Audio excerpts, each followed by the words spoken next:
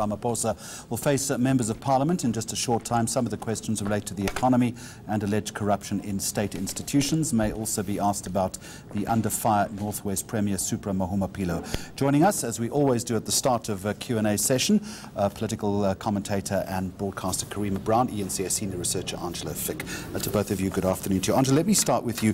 Before we get to the specifics on the order paper, which is in front of all of us, is that glow that he seems to have garnered since being elected in December still with him, or is that starting to tarnish or fade slightly, do you think?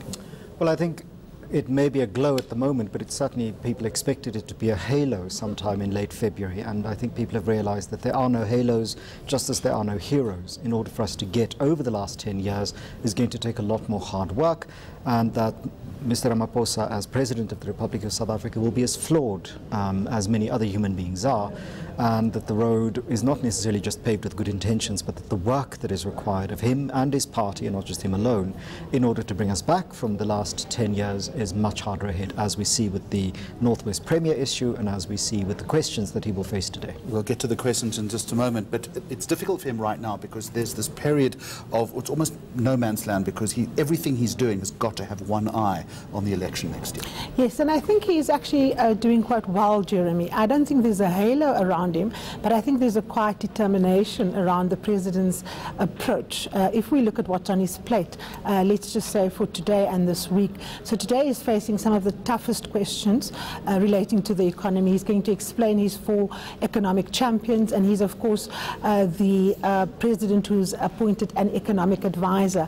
I expect both the DA and the EFF to have different approaches.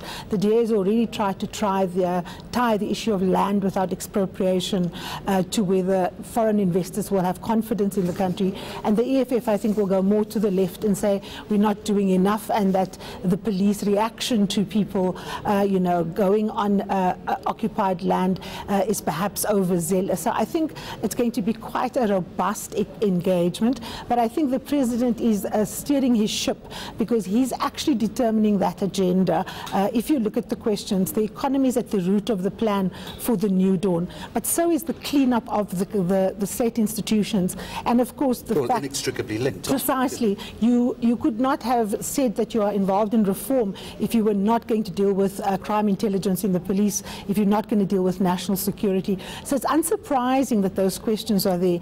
It allows the opportunity for the president, depending on how candid he's going to be, to take the nation into his confidence and say, I am going to be fixing these institutions. They are no longer going to be involved in the factional battles of the ruling party. They are going to actually be doing their work. So it's a fantastic opportunity, depending, of course, on how he positions himself and how he navigates this matter. But I think he's on course. He's setting the agenda. And I think the issue around the question around business and getting the economy growing couldn't have come at a better time. I think one of the issues that the president is going to have difficulty in, of course, is the question around the choice of his candidates. He's got 2 fantastic black women that have fantastic track records. He's got a former finance minister.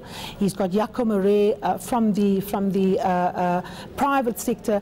But I think people are going to ask why former MTN employees find themselves on a lot of these structures and institutions. And given the kind of nous of the political parties and the fact that they're going to have to look for issues around which to get to him, they're going to ask those questions. The last time he had to, for example, explain that he recused himself when the board of SAA was formed, when someone he was close to, was appointed. So I expect the questions to be very granular and very specific, and to try and go for the chinks in his armor. Let's talk about the economic side, Angela, and particularly those envoys, and all roads lead back to this document that is gathering dust called the National Development Plan. He is going to be asked for assurances that these envoys that Karima has mentioned are going to give potential foreign investors some degree of satisfaction in terms of optimizing this National Development Plan. I mean, how does he get around that? I mean, that's a fairly tricky, river to navigate. So that's one element of it, which is that he has to assure those local investors and those of us who live off of those kinds of investments in this unequal economy that this is a project in order to reintegrate South Africa into the global economic dynamics. But on the other hand, there is very specific local pressure in the most unequal society in the world for ordinary people to benefit more. So it's that tension between both delivering to external stakeholders of multinational corporations as investors, to the benefit of local capitalists and investors, and at the same time the millions of people who are now being, and half of those, of the representatives of those people indicating great unhappiness with what was supposed to be this great symbolic victory of the minimum wage, rejecting that on the 25th of April, great unhappiness inside the tripartite alliance about how the ANC, in trying to heal the tripartite alliance, is going to deliver so that the inequality, which was supposed to be addressed by the radical economic transformation, is undone, but at the same time you deal with the corruption issue, which was the, shall we say, the real business of the former incarnation of radical economic transformation. And in terms of the discourse that we're going to hear today, the consequence, Angelo, is so razor thin, because at every juncture the RAND is going to respond minute by minute, and the ratings agencies are keeping a very close eye on that live feed. So that's one element again, that the President has to respond in terms of steering the ship, to use Karima's metaphor, of the South African economy as the head civil servant, to the satisfaction of external stakeholders with their internal partners. But on the other hand, he's a year away from an election. There is an electorate that has a very different and sometimes quite contradictory set of demands in relation to those external stakeholders who want greater equality, a greater, shall we say, distribution of the wealth and resources, and a greater sense of opportunity. And some of it is tied in with the capitalist economic success, and some of it actually is not going to be tied in with that. And how he balances those two things out is a crucial test, because nobody wants to return to that period of South Africa's great economic, fantastic miracle that was actually jobless growth.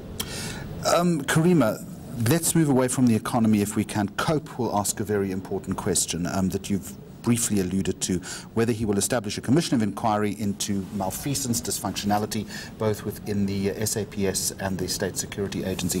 Where does he go on that? I think what is really important to realize about reforming what was a politicization of the security institutions under President, by the way, we are taking Jacob Zuma, is the fact that the President will have to be seen to be doing this as an act to restore the rule of law, and not as an act of retribution against a faction. And a lot of civil society organizations involved in anti-corruption work have advised that the way in which reform happens in the security institutions and the way in which you deal with anti-corruption is that you partner, Jeremy, with civil society, so that you're not seen as using your political office to deal with your political opponents in the party. The African National Congress, of course, an incredibly divided organization still, but I think there is a steady pace at which reform is coming one by one to these institutions. We see, for example, the gauntlet being thrown down on SARS, and the President not stepping back from that fight, in fact stepping right into it and appointing former and retired Judge Kate O'Regan, a very tough customer and someone who has an incredibly good grasp of the South African Constitution and law, as the person that will oversee that process. So I am of the view that he is going to try and navigate that in such a way that he doesn't carry political cost in the African National Congress.